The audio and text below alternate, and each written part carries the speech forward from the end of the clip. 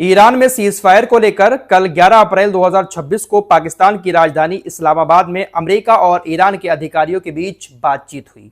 बातचीत की शुरुआत वैसे तो कल सुबह के वक्त में होनी थी, लेकिन बहुत सारी चीजें ऐसी थीं जिसके चलते हुए बातचीत कल शाम में शुरू हुई। पाकिस्तान ने बहुत ज्यादा जद्दोजहद करके अमेरिका और ईरान के अधिकारियों को आखिरकार एक ही कमरे में आमने सामने बैठा दिया।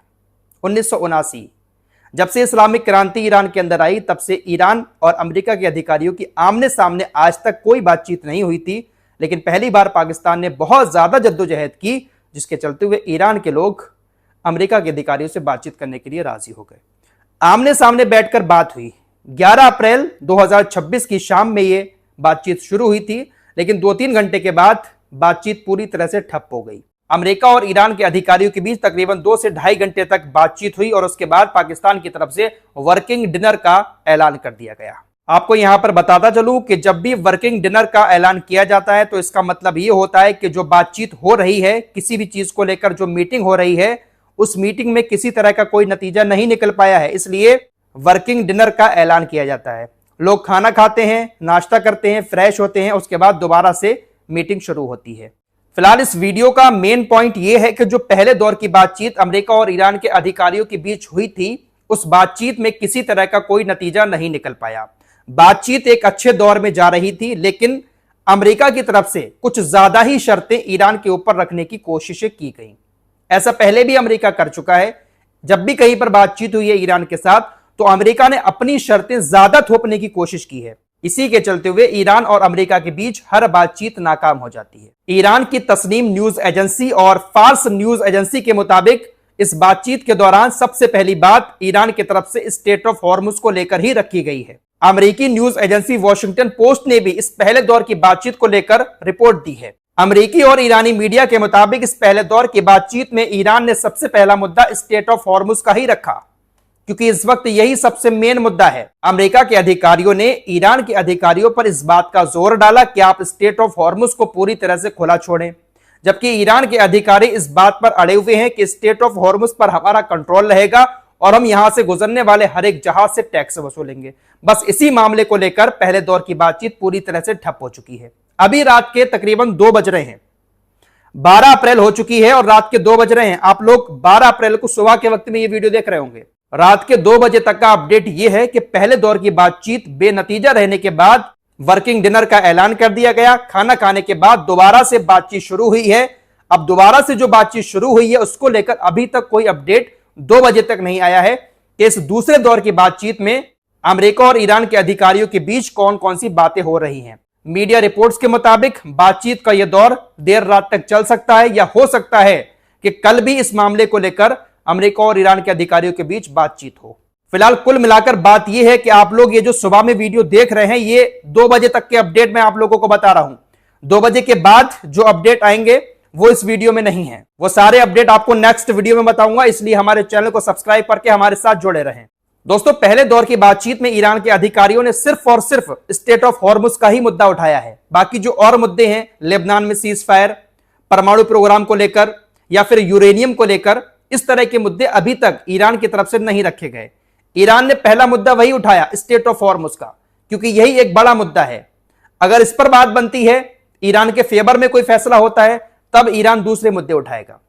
और अगर स्ट्रेट ऑफ हॉर्मुज पर ही बात नहीं बन पाती है, तो ईरान की तरफ से जो दूसरे मुद्दे हैं उनको इस मीटिंग में रखा ही नहीं जाएगा। ये मीटिंग पूरी तरह से रद्द हो जाएगी और हो सकता है कि फिर दोबारा से जंग शुरू हो जाए। लेकिन पाकिस्तान पूरी कोशिश में लगा हुआ है कि आज नहीं तो कल 2 दिन 3 दिन बातचीत हो, लेकिन शांति हो, अमेरिका और ईरान के बीच कोई समझौता हो।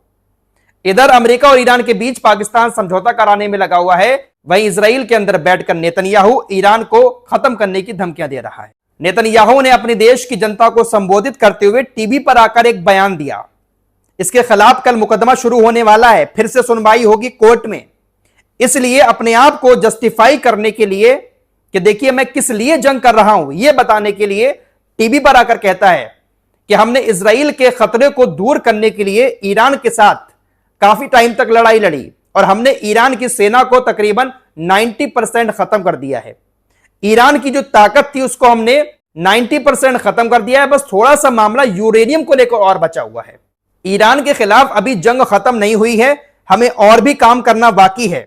ईरान के पास अभी यूरेनियम मौजूद है, जैसा कि ट्रंप ने भी कहा है, इसे निकालना ही होगा। या तो यह समझौते से निकलेगा या फिर दूसरे तरीकों से। नेतन्याहू ने तकरीबन 13 मिनट का भाषण दिया। अपनी जनता को यह दिखाने की कोशिश कर रहा है कि देखिए मैं जो कुछ भी कर रहा हूं वो बिल्कुल सही कर रहा हूं। यह कहता है कि हमने ईरान के परमाणु प्रोग्राम को कुचल दिया है, बस यूरेनियम उनके पास बाकी है। साथ ही साथ उनकी मिसाइलों को भी हमने पूरी तरह से खत्म कर दिया है।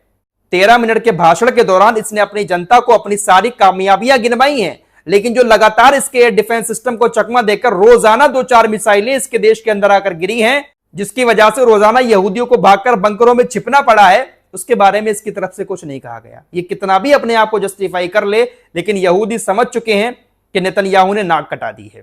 हां, बाकी में सोच कट्टर है इन लोगों की, सभी लोगों की, लेकिन समझ में तो आ गया है कि नेतन्याहू ईरान के साथ जीत नहीं पाया है। अगर इन लोगों ने ईरान को कुचल दिया होता तो ईरान अपनी शर्तों के साथ पाकिस्तान के अंदर बैठकर अमेरिका के अधिकारियों के साथ बातचीत ना कर रहा होता। ईरान के सामने काफी मिन्नतें करने के बाद ईरान इस मीटिंग में शामिल हुआ है, और बातचीत के लिए सबसे ज्यादा उतावला कौन हो रहा था? Donald Trump. तो यहां से साफ नजर आ रहा है कि इस जंग में कौन जीता है, कौन हारा है। अच्छा, एक मजे की बात आपको बताऊं, पाकिस्तान ने इस मीटिंग में यूएई से किसी भी अधिकारी को नहीं बुलाया। कुछ देशों के मेहमान बुलाए हैं, हालांकि वो लोग इस मीटिंग में शामिल नहीं होंगे, लेकिन ऐसे ही उनको इनवाइट किया गया। चाइना, रशिया, कतर और सऊदी अरब के कुछ लोग पाकिस्तान की राजधानी इस्लामाबाद इस मीटिंग में शामिल होने पहुंचे, लेकिन यूएई के किसी भी अधिकारी को नहीं बुलाया गया। इस बात से यूएई पाकिस्तान से बहुत ज्यादा नाराज हो गया। दरअसल मीडिया रिपोर्ट्स के मुताबिक ऐसी खबरें सामने आ रही है कि तकरीबन $3.5 अरब का लोन यूएई से पाकिस्तान ने लिया था। लोन लेने के कुछ ही दिन के बाद यूएई ने पाकिस्तान से वो लोन मांगा, पाकिस्तान ने वो लोन वापस भी कर दिया। इसी की वजह से यूएई और पाकिस्तान के बीच थोड़ा सा मनमुटाव हो गया। मीडिया रिपोर्ट्स में बताया गया कि इसी वजह से पाकिस्तान ने यूएई के किसी भी मेहमान को इस्लामाबाद के अंदर इनवाइट नहीं किया। फिलहाल ईरान अभी तक अपनी शर्तों पर डटा हुआ है, हालांकि पाकिस्तान की बात भी ईरान बहुत ज्यादा मान रहा है। पाकिस्तान ने कहा कि आप आमने सामने बैठकर बात करो। ईरान के लोग पाकिस्तान के कहने पर अमेरिका के अधिकारियों के सामने बैठकर बातचीत करने के लिए भी राजी हो गए। पाकिस्तान की बात बहुत ज्यादा मानी जा रही है ईरान के अधिकारियों की तरफ से, लेकिन अमेरिका कितनी बात मानता है पाकिस्तान की, अब यह देखना होगा। वैसे कुछ मीडिया रिपोर्ट्स में यह बात भी सामने आई है कि जब अमेरिका और ईरान के अधिकारियों के बीच बातचीत शुरू हुई तो बातचीत एक अच्छे दौर में जा रही थी, बहुत सारी चीजों पर सहमति बनती हुई नजर आ रही थी, लेकिन जैसे ही स्टेट ऑफ हॉर्मुज का मुद्दा सामने आया, बस बातचीत वहीं पर ठप हो गई। और यही एक मेन पॉइंट भी है दोस्तों, स्टेट ऑफ हॉर्मुज को इजराइल और अमेरिका पूरी तरह से खुलवाना चाहते हैं, क्योंकि स्टेट ऑफ हॉर्मुज अगर बंद रहेगा, ईरान का वहां पर कंट्रोल रहेगा, तो ईरान बहुत जल्दी अपने नुकसान की भरपाई भी कर लेगा। ईरान के बुनियादी ढांचे को जो नुकसान पहुंचा है, ईरान उसको बहुत जल्दी सही भी कर लेगा, क्योंकि ईरान के पास जो इंजीनियर हैं वो बहुत ज्यादा काबिल हैं। यह बात पहले भी अमेरिकी मीडिया कबूल कर चुका है कि अमेरिका और इजराइल ईरान के किसी ठिकाने पर हमला करते हैं, सैन्य ठिकाने पर, तो कुछ ही घंटों के बाद ईरान दोबारा से उसको इस लायक बना देता है कि उसी ठिकाने से दोबारा ईरान हमले शुरू कर देता है। ईरान बहुत तेजी के साथ अपने हर बिगड़े हुए काम को बना लेता है।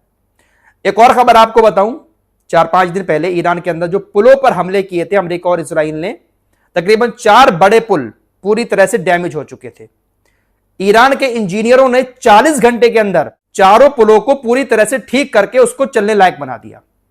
अब वो पुल देखने में लग ही नहीं रहे हैं कि इनके ऊपर 4 दिन पहले हमले भी हुए थे। पूरी तरह से 40 घंटे के अंदर ही तमाम पुलों को ईरान के इंजीनियर्स सही कर चुके हैं। बहुत तेजी के साथ ईरान के अंदर पुनर्निर्माण चल रहा है।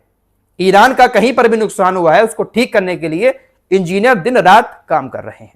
तो ये जो स्टेट ऑफ हॉर्मुज है, इसको लेकर किसी तरह का कोई समझौता ईरान नहीं करेगा, क्योंकि ईरान यहां से टैक्स चाहता है, और टैक्स इसलिए चाहता है ताकि ईरान अपने नुकसान की भरपाई कर सके। फिलहाल 12 अप्रैल रात 2 बजे तक के यही सारे अपडेट है इस मीटिंग से जुड़े हुए। अब इसके बाद आगे क्या हुआ होगा, सुबह के वक्त में क्या होगा, वो सारे अपडेट आपको नेक्स्ट वीडियो में बताए जाएंगे।